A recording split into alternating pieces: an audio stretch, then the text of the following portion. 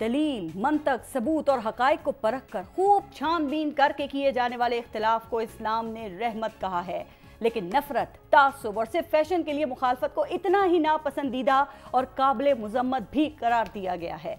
किसी के खिलाफ जहर उगलने से पहले बगैर सबूत कुछ लिखने या लिखे हुए को आगे बढ़ाने से पहले बेहतर है कि ये जान लिया जाए कि उसका मर्तबा क्या है, वो कौन है, वो किस मकसद के लिए घर से निकला है, वो किसकी हिफाजत के लिए अपनी जान दे रहा है। तो बहुत से मसाइल वहीं हल और ख़त्म हो सकते हैं।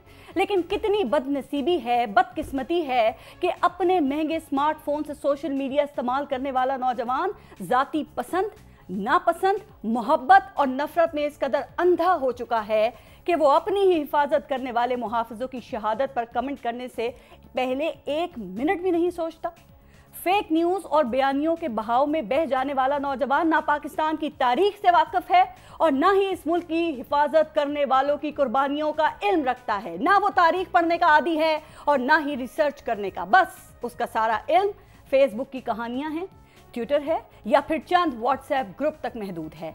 इसी नादानी में वो अक्सर मुल्क दुश्मनों के हाथ में एक चाबी वाला खिलौना बनकर ना सिर्फ खुद शर्मिंदा होता है बल्कि अपने वालिदैन को भी मुंह दिखाने के लायक नहीं छोड़ता। इसकी एक मिसाल सानेहा क्वेटा में 6 फौजी अफसरान की शहादत पर फैलाया जाने वाला झूठ और जहरीला प्रोपेगेंडा है।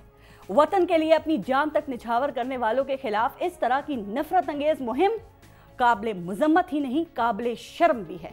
फेक न्यूज़ की दौड़ में अपने ही मुल्क की जड़ें खोखली करने वालों, जरा सोच तो लो कि फौज को कमजोर करना किसका मिशन है। जरा सोच तो लो कि इस मुल्क के अवाम को अपनी ही फौज के सामने खड़ा करने से फायदा किसको होगा। जरा सोच तो लो कि जनरल सरफराज और उनके साथियों ने शहादत से सरफराज होकर किसका फर्ज पूरा किया है। सोच तो लो कि पाक अफवाज के जवान तो अपनी जानें देकर इस मुल्क की जंग लड़ रहे हैं, फिर तुम किसकी जंग लड़ रहे हो। जरा सोच तो लो कि पाक फौज के खिलाफ झूठे प्रोपेगेंडे का हिस्सा बनकर तुम किसकी खिदमत कर रहे हो।